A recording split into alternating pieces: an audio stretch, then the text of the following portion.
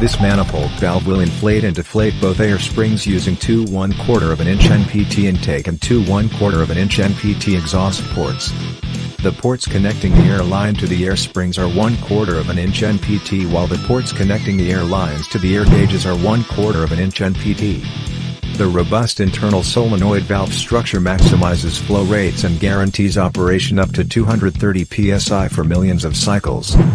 Provides seamless installation and reliable operation. Included in this kit are also two 2600 style airbags, a dual needle gauge dash panel with two 3-position momentary rocker switches, 50 feet of 3/8 inch outer diameter nylon hose and 35 feet of 1/4 inch outer diameter nylon hose with their respective fittings to connect them to the manifold. Ideal kit for a 2-corner air suspension system.